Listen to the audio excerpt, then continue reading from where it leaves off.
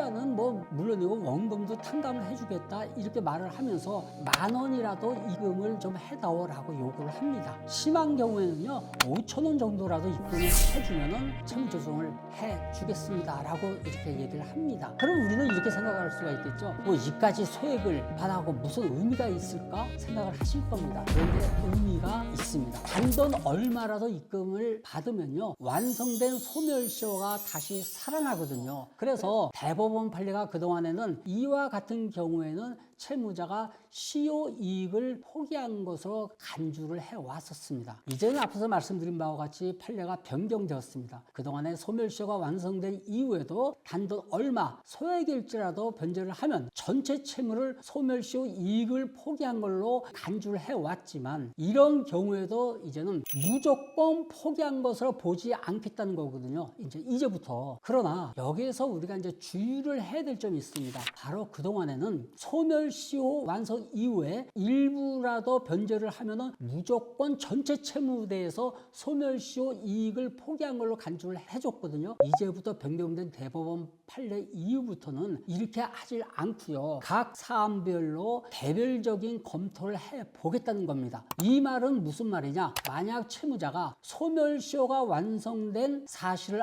알고 빚을 갚은 경우까지 시효 이익을 포기한 것으로 이렇게 간주하던 것을 이제부터는 개별적인 사안별로 검토를 하겠다는 말이거든요. 그러니까 모든 사건을 시효 이익을 포기한 것으로 보지는 않겠다는 것이지 시효 이익 포기 자체를 인정하지 않겠다는 게 아닙니다. 말하자면 채권자 쪽에서 소송 절차에서 입증을 어떻게 하느냐에 따라서 채무자가 시효 완성 이후에 한 행위가 시효 이익을 포기한 행위로 볼 수도 있다. 그런 얘기입니다. 예를 들어서 채권 추심업체에서 소멸시효가 이미 완성된 오래된 채무인데 추심을 해가지고 채무 변제를 언제까지 하겠다는 확약서를 채무자가 이제 만약에 쓴다든지 채무를 인정하는 문자 같은 거를 이렇게 요새 뭐 스마트폰으로 간단하게 보내잖아요. 그래가지고 그 형태가 남는 방식 이런 행위를 하게 되면요 소송 절차에서 채무자에게 불리한 중요한 증거 자료로 사용될 수도 있다는 말이거든요. 결론적으로 이 판례 변경의 내용은요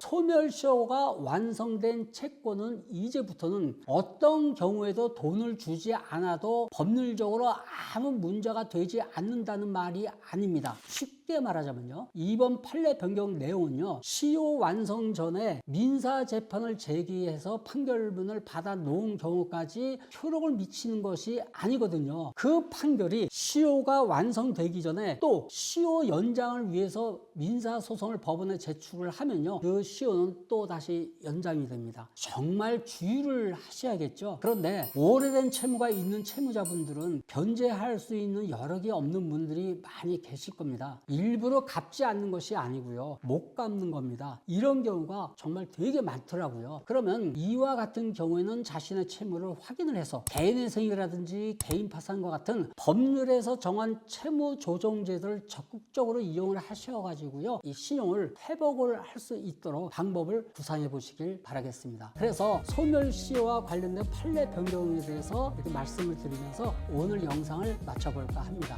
58년 만에 바뀐 소멸시효와 관련해 변경된 대법원의 판결에 대해서 알아봤는데요. 채무자가 본인의 채무를 인정하는 문자나 통화, 녹취 등의 기록이 정기적으로 남아 있다면요. 그 자체로서 채권을 인정한 증거가 될 수 있고요. 소멸시효 중단 요건으로 될 수 있으니까 정말 주의하셔야 됩니다. 그리고요. 소멸시효 완성 확인을 위해서는 채권 발생이라든지 변제 내역을 입증할 수 있는 직접적이고 객관적인 서류 뭐가 있을까요? 계약서가 있을 수 있겠죠. 또 영수증이라든지 통장 사본이 있을 수 있겠죠. 이런 직접적이고 객관적인 서류가 필요합니다. 간접적인 서류 또 과거 서류 이거는 인정되지 않는 경우가 많습니다. 소멸시효 완성 여부는요 구체적인 최근의 서류를 기초로 확인을 하셔야 되거든요. 그리고 마지막으로 정확한 확인이 어려울 경우에는요 예를 들어서 재판이 이제 공시송달로 진행된 경우가 있거든요. 그러면은 이렇게 공시송달로 진행된 사건 같은 경우에는 당사자는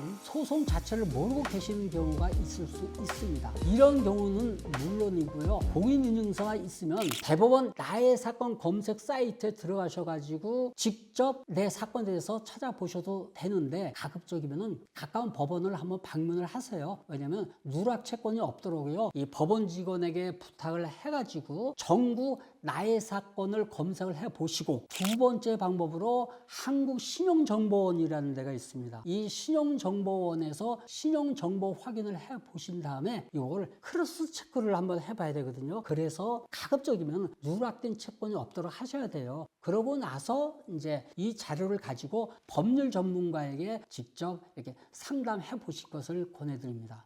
마지막으로 한 가지 더 말씀드리겠습니다. 저는 법원에서 회생위원을 지낸 경력을 기반으로 회생 파산을 전문으로 처리를 하고 있습니다. 보통 이제 다른 변호사라든지 또는 이제 법무사 사무실은 민사소송이라든지 형사소송, 부동산 등기라든지 상업등기, 공탁 업무라든지 이런 다양한 업무, 사무실 운영에 도움이 된다면요, 사건의 내용을 가리지 않고 다양한 사건 모두 처리를 하고 있습니다. 물론 저도 전엔 그랬습니다. 그런데 지금은 다른 사건을 하지 않고 있습니다. 오직 개인회생, 개인 파산 사건만 주 업무로 처리를 하고 있고요. 누구보다도 회생 파산에 대한 풍부한 경험이 있습니다. 자신이 있습니다. 회생 파산을 고민하고 계시는 분들 언제든지 저 법학박사 최옥환 법무사를 찾아주십시오. 항상 여러분의 따뜻한 희망의 등대지기가 되겠습니다. 우리 사무실은 어떤 사건이든 결코 포기하지 않습니다. 개인회생, 개인 파산, 여러분 포기하지 마시고 끝까지 최선을 다하시길 응원합니다. 최옥환 법무사는 경험이 풍부한 법원 회생위원 출신 개인회생, 개인파산 전문 법무사입니다. 여러분의 고민을 함께 해결해 드리겠습니다.